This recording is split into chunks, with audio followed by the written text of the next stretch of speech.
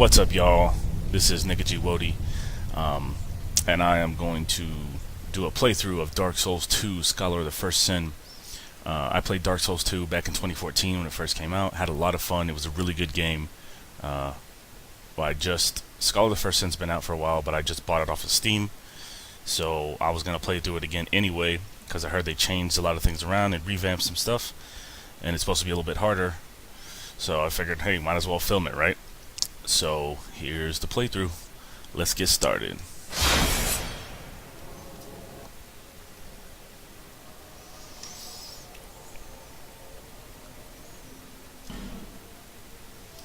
Let's go. New game.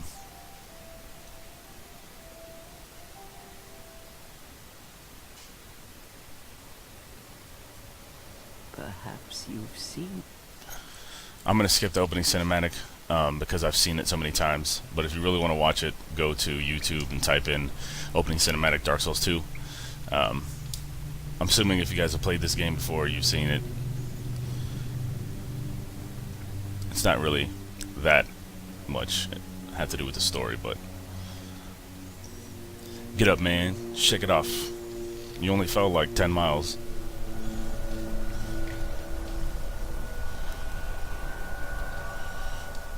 Spooky. Things betwixt. Let's go.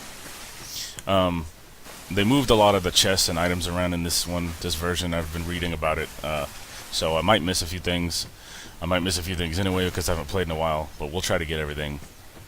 All the items and secrets and stuff. These guys are not hostile, for those of you just starting to play the game, so don't attack them. Because once you do, they all turn on you and they kill you. Because you have no gear. Rusted Coin. Rusted Coin is an item it's a consumable item, and it helps boost item discovery in an area.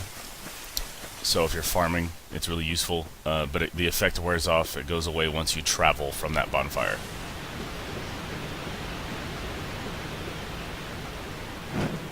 Oops.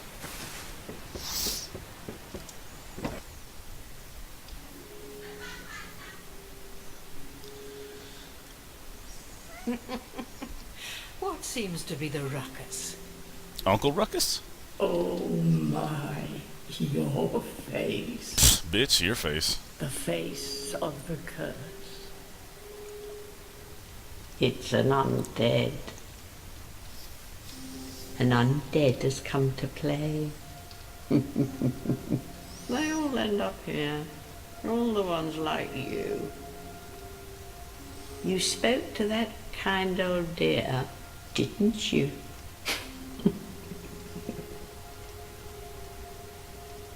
You're finished.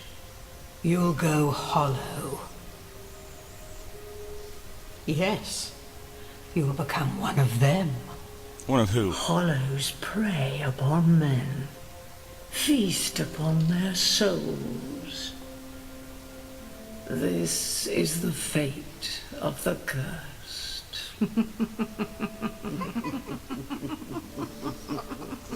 Creepy. What is your name?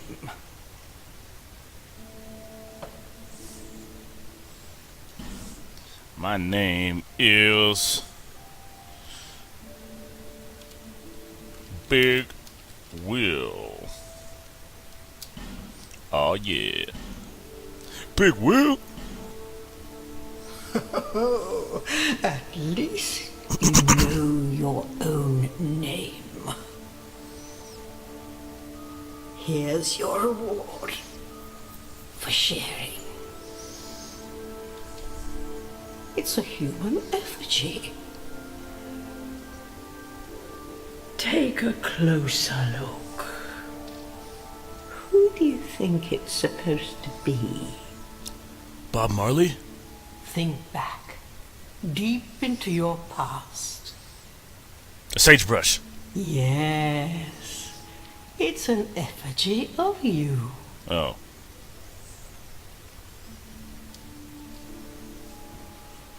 Alright.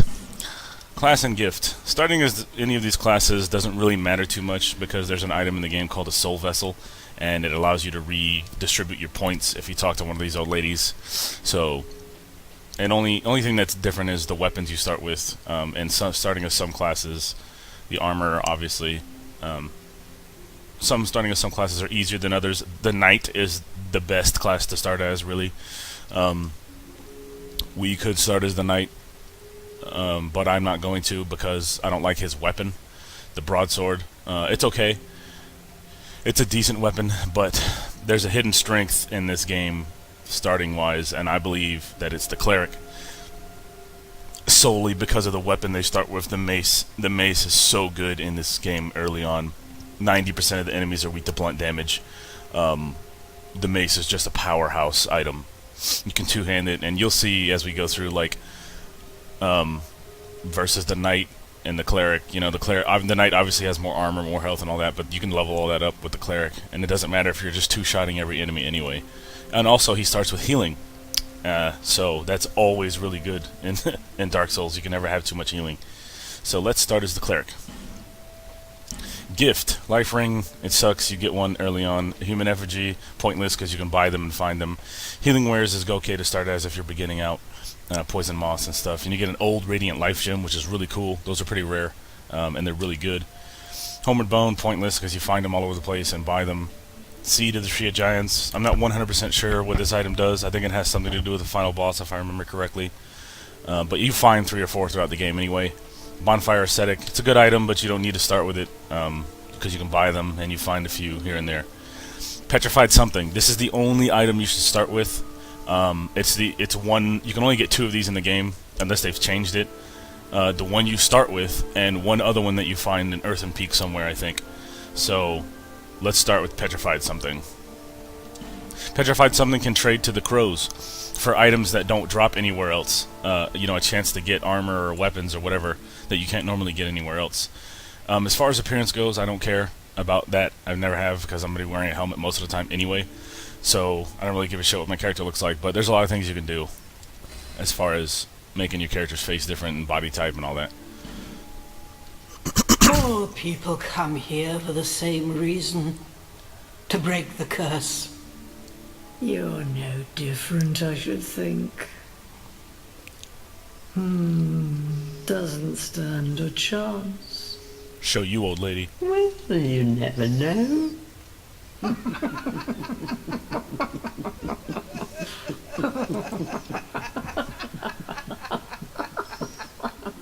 Fucking weird. Go through the door and trot along to the kingdom. Tell me how to live my life. But remember, hold on to your souls. They're all that keep you from going hollow. Oh, I'll fool you no longer. You'll lose your souls. All of them. Over and over again.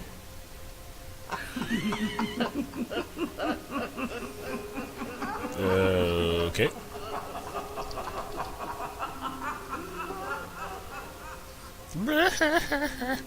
Shut up, you old hags. Alright. Funny that you don't start with actually enough strength to one-hand this weapon. It gives you a weapon that you can't use fully in the beginning of the game, which is interesting. But you can two-hand it, and since the cleric doesn't start with a shield, two-handing it is the best option anyway. This is a limbo. A link between Drangleic and the outer world. Fair traveller, I know that you must have a story. Why else would you visit such a place? This lost, decayed kingdom.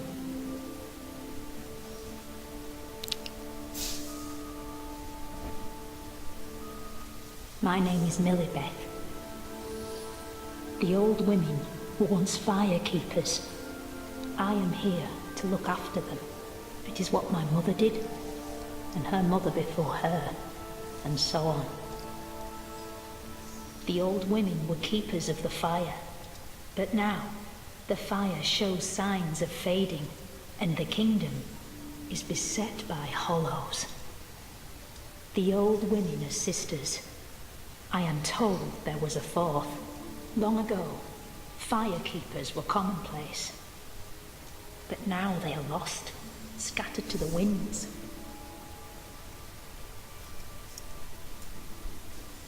The old long ago, but now... Okay, so that's all her dialogue. You should get into the habit of talking to NPCs that you meet. Try and go through all their dialogue, because a lot of times they'll give you stuff, or they'll move back to Majula if they're merchants. Some merchants you find, and they stay there permanently, which is really awesome. So, come up here, grab this chest. Human effigy, always good. And before we go on, we're going to go back a bit, because there's a few items we want to grab. And there's an enemy we want to kill. And the mace is going to help us do that, because it's OP. And here's his footprints. It's a pretty big enemy. If this is your first time playing through, I would suggest skipping him. You can always come back when you're leveled up and kill him. He does drop a ring that's really good for strength builds, which is what we're going to end up doing. Strength and faith hybrid. So he's not terribly difficult, but if you mess the pattern up, he can kill you really easily. He has a one-hit combo where he jumps at you and grabs you, and if he does grab you, you will die. I've never survived it, no matter what level I was, so I'll show you how to beat him pretty easily. Just roll away from him. Basically, he does like a sit-down attack that we want to bait over and over again. And sit, boy.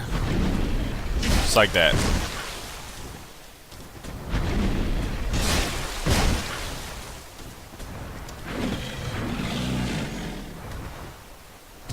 Ooh, got us.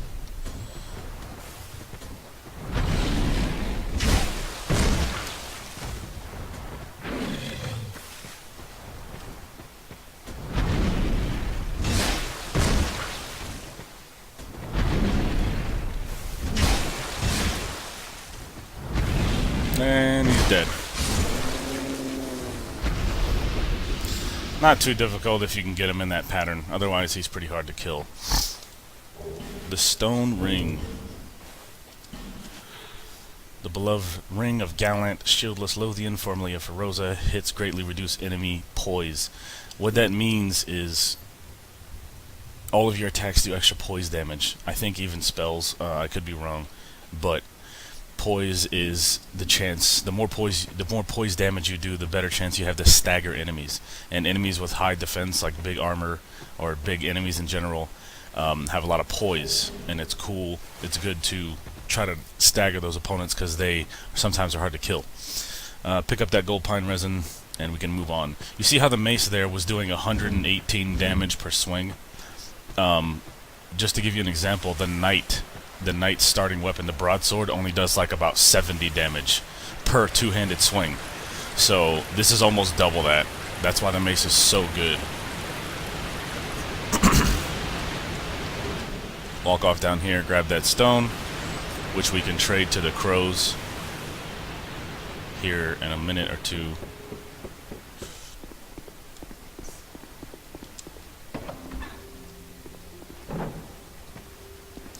And light the first bonfire.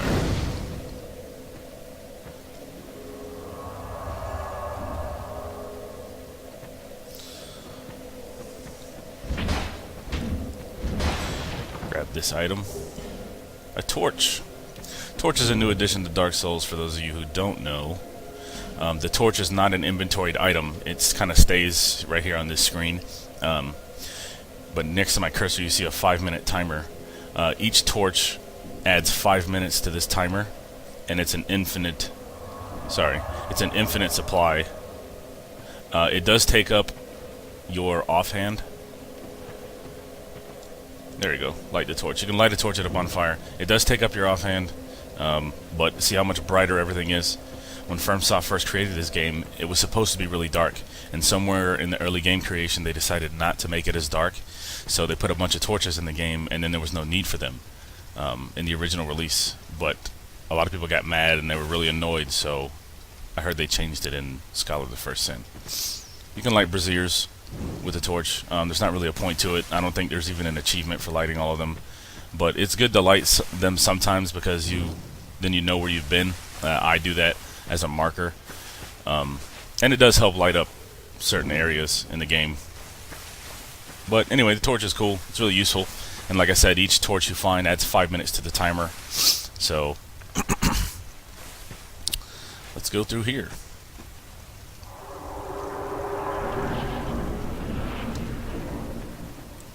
Hey, buddy. One hit does it.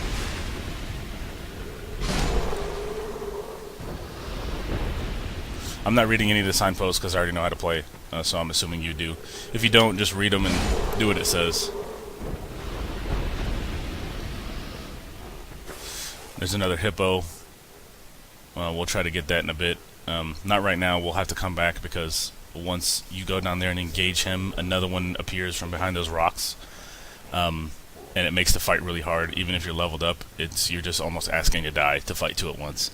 So I'll come back later and I'll show you how to fight him. But that thing that he's guarding right there, it looks like a boat, but it's actually a coffin. And we'll see what that does later in the game. Backstab!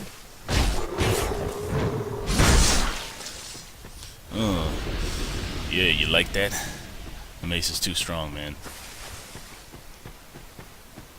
Pick up this. I believe it's a dagger. Yeah. Dagger.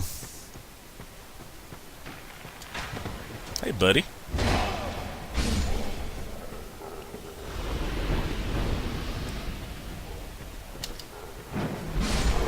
That jumping attack right there, man, is too good. Forward on the joystick, the movement joystick, and R2. If you're playing it for PC using the keyboard, I have no idea how to do that attack. I use a PlayStation controller because it's just easier. But that attack right here, oops, it closes gaps, and it's a really good attack for this game.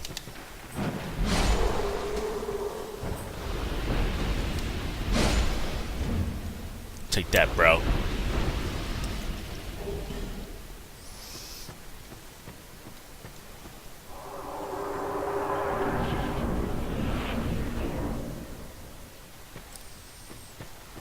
We'll get that item in a second.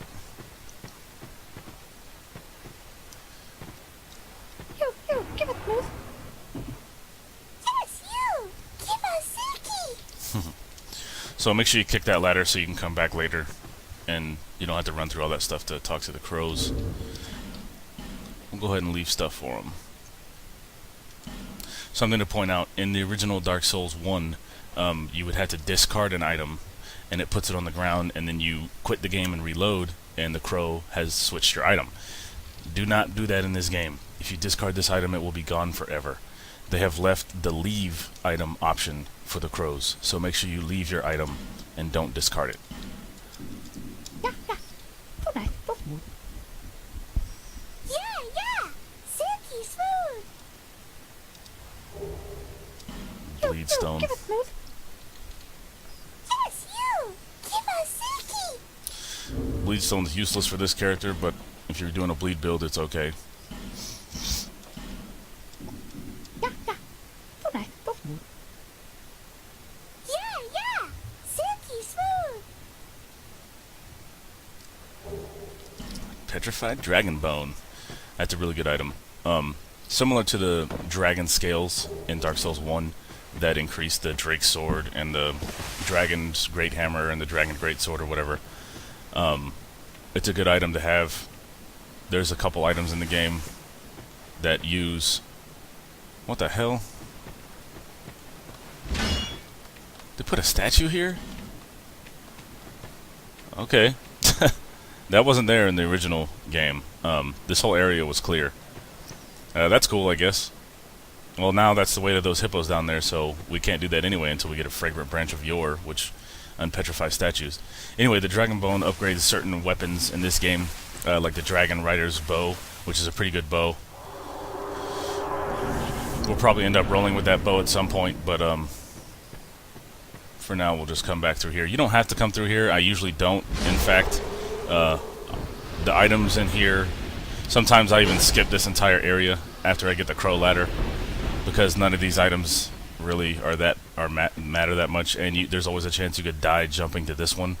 We'll go ahead and do it, but I usually don't do this because I don't like to take the chance of jumping and dying.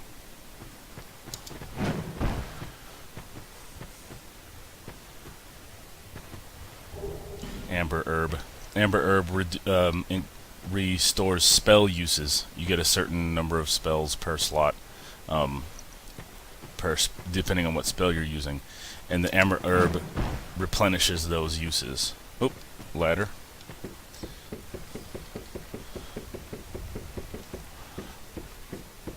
Dark Souls likes to hide ladders in this game and makes them hard to find sometimes. So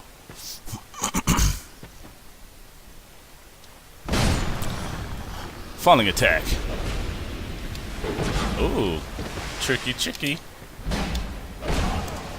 Really, this guy?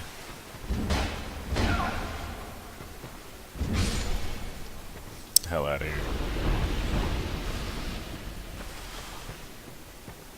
This door.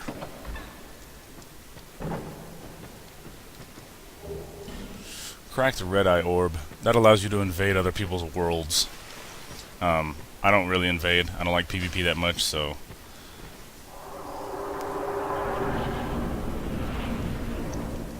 But if you're a PvPer, cracked red eye orbs are pretty awesome until you can get an actual intact red eye orb, which I have no idea where to get in this game because I never bothered to do it. Because I don't PvP, so I just prefer PvE. The lore, the fighting the bosses, the finding items, that's my favorite part of Dark Souls, but I've heard PvP can be fun if you're into that sort of thing.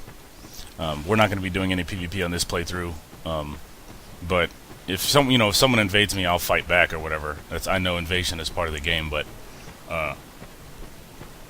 I'm not, it's not really my thing to invade other people.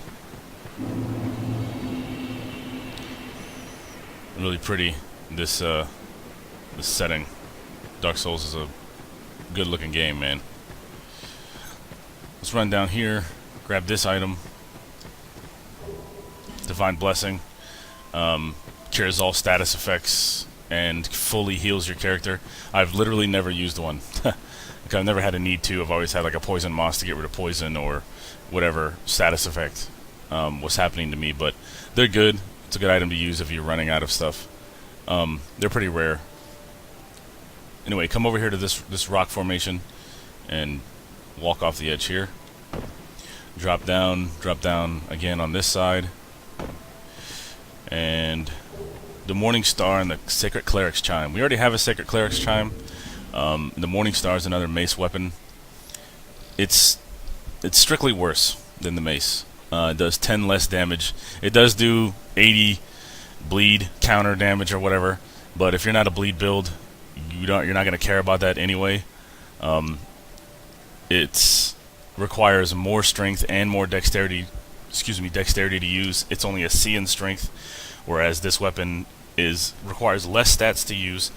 It has a B in strength and an E in dex.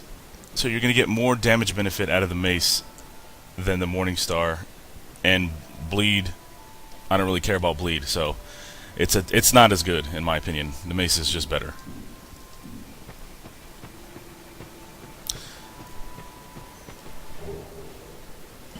Binoculars. That is a really good item. I believe it's only a one of. That's the only place you can find it in the game. And if you are a caster, you want to pick that item up. It's too good to pass up. And I'll show you how it works. Say you have this as like my catalyst, right? My wand, and I'm going to start shooting soul arrows as a caster. I'll put the binoculars in my opposite hand, and I'll look through them. And as I'm looking through them, I can shoot spells, and it'll aim it to where the middle of my screen is. So if I'm trying to hit that item over there under that tent with soul arrow, as long as I have binoculars up, that's exactly where all my soul arrows are going to go. So it makes it possible to kind of snipe with spells and pull enemies from a distance without having to use a bow, which is good because as say an intelligence user and you're shooting spells all day, you don't really have time to level up your dexterity enough to make a bow useful. So why not use your spells? So they put binoculars in the game for that reason. I think it's really cool. We're going strength faith. We probably won't use the binoculars at all, but it's a really good item for casters, so you should pick it up. light this Majula bonfire, and let's talk to the Emerald Herald. Hey, baby. Are you the next monarch, Maybe. or merely a pawn of fate? Bearer of the curse, I will remain by your side till this frail hope shatters. Take this with you. May it ease your journey. Yes, the Estus flask. Go on and see the king. He who made Drangleic what it once was. He who peered at the essence of the soul, King Vendrick. You may level up by the power of the Emerald Herald. Bearer of the curse, seek misery, for misery will lead you to greater, stronger souls. You will never meet the king with a soul so frail and pallid. Seek those whose names are unutterable. The four endowed with immense souls. Their souls will serve as beacons. Once you have found them, return here to me, so that hope will not fade away. Bearer of the curse, seek souls. Larger, more powerful souls. Seek the king. That is the only way, lest this land swallow you whole, as it has so many others. Okay, so you can level up through her, you can upgrade your Estus flask through her, and she tells you about the four great ones and the unutterable names, and that's all lore. We'll get to that, but for now I just want to go over a few of the stats. Vigor. Vigor in Dark Souls is health. You'll notice that each stat you level up increases your health a little bit, 914 to 916. Every stat does that, increases your health by 2 points, no matter what you're leveling up. Vigor, however, 914 to 944. Vigor is all health, basically. If you're doing a PvP build, you're going to want Vigor is probably going to be one of your main stats, if not your main stat. More health is survivability. Vigor in this playthrough is going to be, we're going to level it up some, but it's not going to be like super important. Maybe like cap it at like 20, I'm thinking, for now. So that's Vigor. Endurance, stamina, how many times you can swing a weapon before you run out of stamina. It also increases your physical defense a little bit, and more importantly, your poise. Endurance and adaptability work together to increase your poise. You see how increasing my poise, my adaptability from 4 to 5 doesn't increase my poise any, but if I increase my endurance from 3 to 4, my poise goes up. They're tied together. In order to get a benefit out of poise, these stats have to be the same. Adaptability and endurance. If my endurance is 20 and my adaptability is still 4, I'll get a poise point every time I level up because I haven't caught up to endurance yet. Vitality. Vitality is equip load. Everyone should have at least a little bit of vitality, even if you're a caster, because it determines how much you can carry. The resistances over here on the right aren't really that important because certain gear and you can increase your resistances, and you can find rings and stuff like that. So increasing stats to increase resistances is only like a small bonus, but this vitality is basically just equip load. You want to pump that up a little bit. We are going to pump it up a lot, probably to like 20, at least on the first playthrough, because I'm going to be wearing a little bit heavier armor, being strength, and I'm going to want to stay under 70% equip load so that I don't fat roll. Endurance is spell slots, cast speed. Wow, I guess agility is part of an attunement now. I'm sorry, I was saying endurance. Attunement is what I meant to say. It increases agility now. That's kind of cool. I didn't know that. Anyway, casting speed helps you cast faster, and spell slots obviously is the more spells you can have on you at once. Strength, pretty self-explanatory. Strength is melee damage. And physical defense. So we're going to pump our strength up 1 point here probably, just so we can one-hand mace. But yeah, that's strength. Dex. Dex is, you need some dex to balance out some weapons. Some weapons require a certain amount of dex and strength to wield, so if you're a melee user at all, you're going to want to pump dex up to like at least 10, maybe 15, depending on what weapon you want to use. But it's basically the same as strength, just on a different side of the spectrum. It increases bleed and poison damage. Adaptability, agility down there, you see agility go up. Adaptability is literally, you can just call it agility. And what agility does in this game is the more agility you have, the more invincibility frames you get while rolling. So you can roll through enemies' attacks easier. Adaptability is amazing. It's probably one of the best stats in the game. We're gonna pump ours up to at least 20 on the first playthrough to get our agility up to 100. But the max you can go without diminishing returns is something like 33, I think, which is really good, especially for PvP. If you're gonna do PvP, you're gonna want a lot of adaptability as well. Intellect, cast speed, spell damage, fire damage, dark damage, basic stuff for casters. You'll want a lot of intellect. Faith, sort of the same thing. If you're doing like a hex build, you need int and faith. It adds dark damage, lightning damage, fire damage, and cast speed, and a couple of defenses. Faith is really good for our character because we can heal from the beginning as a strength character, and as a strength character, we're going to be taking a lot of hits anyway. So healing is going to be really useful. But for now, I'm just going to level up strength once. Wave your feather, and boom, you're better. However that works. Alright guys, that's all the time I have for today, but we will see you on the next playthrough, and we'll be talking to NPCs. I'm Nigga G Bodhi, and I'll see y'all later.